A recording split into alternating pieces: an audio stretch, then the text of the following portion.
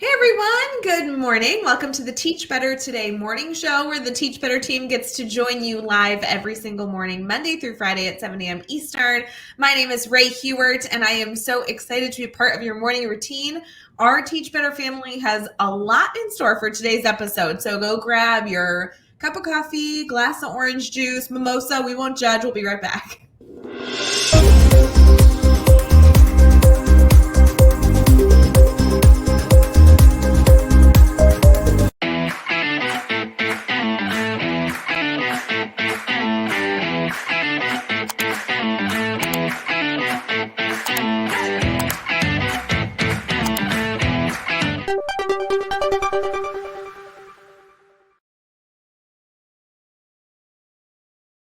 Hey everyone, good morning. Thank you to those of you watching live on Facebook, YouTube, Twitter, Twitch, and LinkedIn. But we're also, of course, as an episode of Teach Better Talk podcast.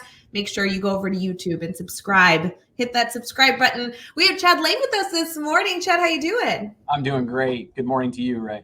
Thank you for joining us. I really appreciate us being able to have this conversation. I see you all over social media, but this makes us like official. Official, yeah, that's great. I'm excited to be on. So fun. For our community who may not be yet connected to you, do you mind sharing a little bit about who you are, what you do in education, all that good stuff?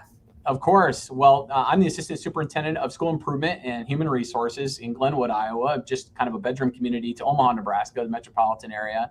I'm in my 19th year of education. I was a former high school social studies teacher, a middle school assistant principal, a district activities director, and here I am in my 5th year in this role.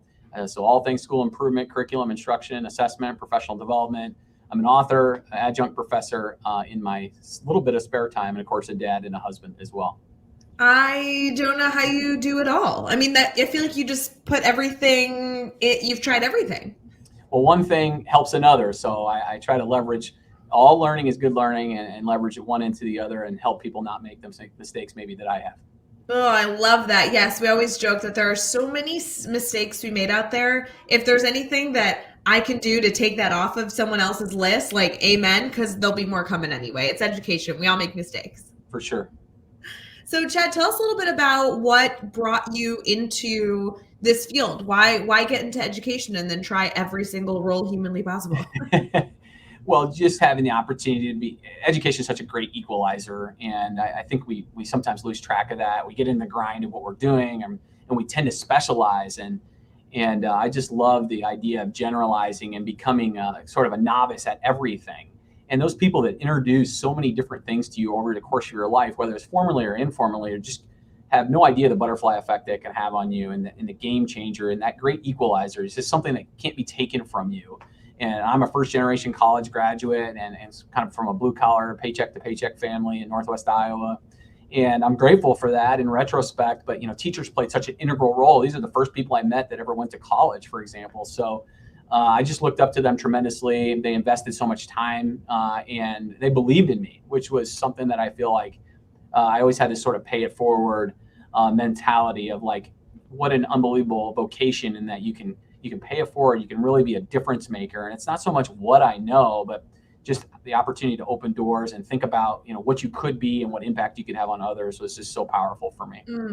Wow, what a great way to start this off. I love that inspiration. Getting to know you as a person is so important here in our community. We love talking about education, but also, we like to get to know the people behind doing the amazing things that every one of the members of the Teach Better family get to be a part of. So I have to kind of ask, right? So you've done all these roles, and you've written a book. And it's the end of January. So many of us have New Year's resolutions that we're like really trying to hold on tight to. One of mine and one of many of our communities is to read a bit more and find those books that are going to be the right fit for us as individuals, but also get us to the next step in our journey of being a little bit better each and every day. Tell us about the book. This could be a good read for people in our community. Yeah, well, I appreciate that. Dr. Matt Townsley and Matt Townsley is an assistant professor at University of Northern Iowa, is very well known in the grading and assessment world.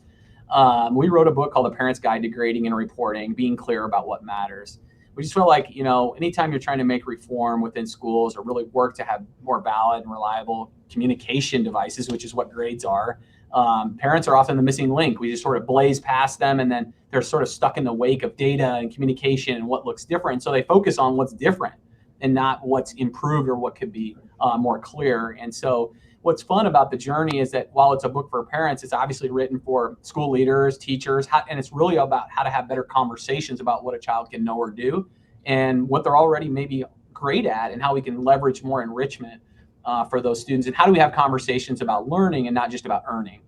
I know that this is going to be such an incredible book that educators are going to run to pick up right now after hearing from you on Teach Better Morning Show, because our community loves to debate grading. It's always a topic. And to be honest, I feel like when people bring in the Teach Better team to support in any sort of grading initiative, it's already after the parents have been left out of the equation and they're frustrated. So I know this is a really, really great topic that hits a nerve in communities here. And could you imagine if you could bring your parents in for some sort of fun book study to participate in, and allow your parents to have a voice and better understanding how teachers and educational leadership is giving feedback to students? I love this direction here. That's so powerful. Yeah, and we were very cognizant. I mean, both Matt and I are practicing, practitioners of school leadership. We were teachers of grading reform.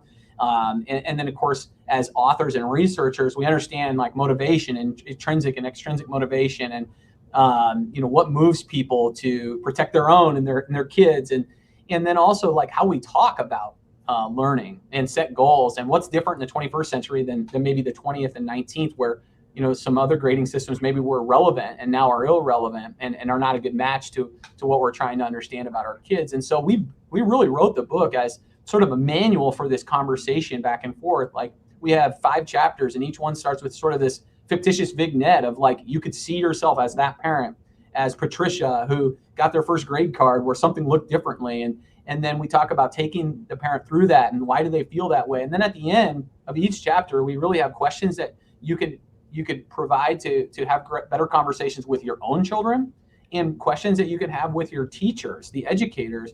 And the entire book is all growth oriented. It's not about your school's doing something wrong, or they should call it that, or this is the better way, or wrong. It's really about how to have more conversations about what you can do to support your child in learning, and how to have a better relationship, or what we call a triad, with parents, students, and the educators, and back and forth in all 3 directions. So we really outline that triad in our 5th chapter. It's just a 5-chapter book. It's 100 pages. And we felt everything was intentional in terms of that. So it's supported by research throughout, but it's also intended to be a very good read for educators and parents alike. Chad, I have to pick a bone with you for a second, because usually when I interview authors, I have been in some way like exposed to their book. Like I've skimmed it, or I've really had some time to digest it. I am mad I have not read this book. Hearing your summary, like, this is not only a topic I love being a part of, but I also feel like this topic was something that was missing in the education space. Mm-hmm. You're telling me that you did it and it's already done, and I can go grab it, and literally I can think of like places to use this in my professional life and my personal life. And I am now frustrated that we are doing this live recording and I can't go buy it on Amazon right now. So I just want you to know that right when this wraps up, when you see it ding that you have a purchase, it's mine. I want to see what this is all about. Well, that's awesome. And yes, you can most certainly get it on Amazon, and usually in a day or two. So it's pretty handy. You can, of course, get it on all the major retailers, but I appreciate your support of it. It was really a passion that we had, a passion project that we can meet a lot of people's needs and really be positive, be growth oriented in reform. Reform doesn't have to be an icky word, so to speak. And there's touch points in which we can say we have common ground. Most folks can argue that, oh, you want to have more clear and consistent, valid, reliable information about my child, and we want to be on the same page about that. I don't think there's anybody that's opposed to that. We're never opposed to that about our finances. We're never opposed to that about our medical records or history. Why would we want to be unclear about what grades mean for our children? So just there's a lot of analogies in the book and things that take people through sort of the history of like the standards-based movement. Like, how in the heck did we even get to categorizing information by standards? Like, where did that come from? And like I said, we've tried to, buttress it with really good research over the last 30 or 40 years in grading reform, what's worked and what hasn't, and just try to talk about those touch points, but also give parents a great opportunity to ask kids questions about learning. And when we feel like, just like anything else, when the students, the parents, the guardians, and the educators are all on the same page, that consistency of communication just improves everybody's opportunity to be engaged, motivated, and do really well. I'm such a fan of this. I'm feeling a Teach Better private Facebook group, like book study. Anybody in the comments here, I'm thinking like, let's go over to teachbettergroup.com. It's our private Facebook group. That might be a spot where we're going to need to do a book study on your book, Chad. This will be a really good spot for us to have some of that deep conversation, read chapter by chapter, and kind of have that reflective moment. I'm foreseeing this in my future. As we continue this conversation, Chad, we're going to head into really those action steps that our community here can be taking. Obviously, Teach Better Today morning show is all about getting you ready for your day. And Chad and I are here to support you and give you some challenges to maybe take on that are just eensy weensy, going to allow us to be a little bit better, or maybe something to keep in the back of your mind. So we'll be right back.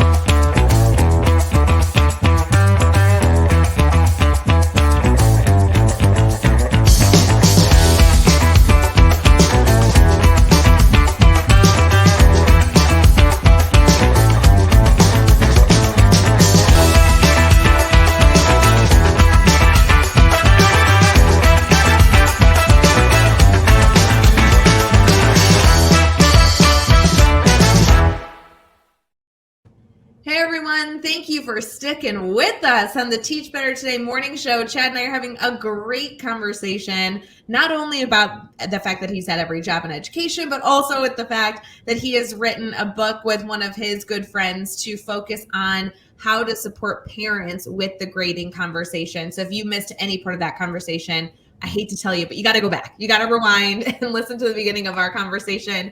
Chad, as we wrap up here, we like to leave our community with some food for thought, things to think about, maybe a little challenge to be a little bit better that they could take on outside of going and grabbing the book, but something that has really been impactful and meaningful. And of course, it can have to do with your book, or it can have to do with anything that you seem to be passionate about, obviously, as an educational leader. What should our community keep in mind this morning?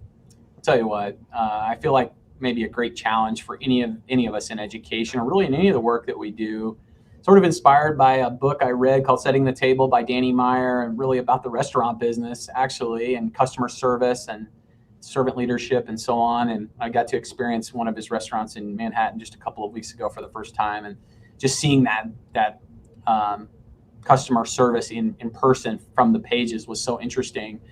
And I think what I would challenge all of the educators on this podcast to kind of harness maybe from his work, if you haven't read any of his books, is just this opportunity to really provide opportunity for authentic connection and feedback from our customers. And our customers are frequently our students and our parents.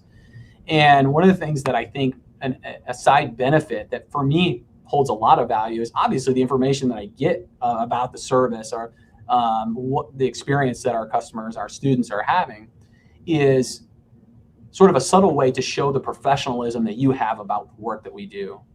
That's what I love about it. If I have the opportunity to catch a student at lunch and say, hey, what'd you think of that lab today? It's something that I've never done before. It really means a lot to me that you guys had the opportunity to really be challenged. Did you feel like that worked? And I taught middle schooler and high schoolers, so they would often either be really shy or really honest, but either way, I could kind of get around to that. And I really wanted to know, but the unintentional message that I sent to our students is, I'm so passionate about the work. And we all have good days and bad days, but any opportunity you have and I present a lot to parents now in the work that I do, is I'm just really transparent about how much the work means to me. I'm a father, I'm an educator, I'm a parent to students who get grades and everything else as well. And just being very honest about, what it feels like when educators working really, really hard and what that looks like. And so you got to be honest, you got to ask for feedback. And I think sometimes We just don't ask our customers. There's great strengths to a survey and Likert scales and all of that. But I just think that the opportunity to have a real vulnerable conversation, you don't have to bare your whole soul about an educational practice, or maybe, how do you think this unit's going? Have I spent too much time on this? Is there anyone else in the school that's really rocking it that I could talk to? Who do you think would help me? And just putting the client, the student, the parent in a position to be able to say, wow, that's really amazing that you're even asking that, rather than the society that comes off that we're perfect at everything and no one knows more than me. And I think that shows that vulnerability, but it also shows how hard you're working, the passion you have. So that's one thing I would leave people with. What a great thing to keep in mind, and maybe even take on as a challenge as we head into our day, as we continue our week. Chad, I want to make sure that everyone here can stay connected to you, because I know there'll be a lot of follow-up questions or just direct messages to tell you how great you are. Do you mind sharing your contact information with our community? Sure. ChadMichaelLang@gmail.com. That's 2 L's. My website is recalibrateedservices.com. Just 2 E's in recalibrate and ed. And of course on X at Chad_M, capital Lang, M Lang. So Chad Lang.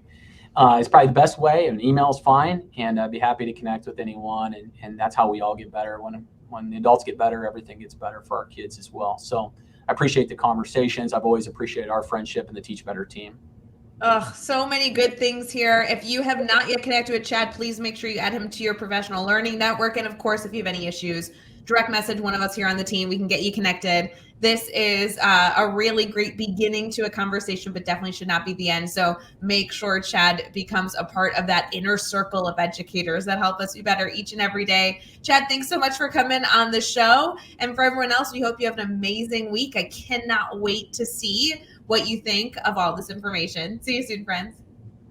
Take care. Hey, Teach Better community. Thank you so much for joining the Teach Better Today morning show every single weekday at 7 a.m. Eastern. We have so many resources for you outside of this live stream at teachbetter.com, including blogs, podcasts, and professional development that will bring our team to your school.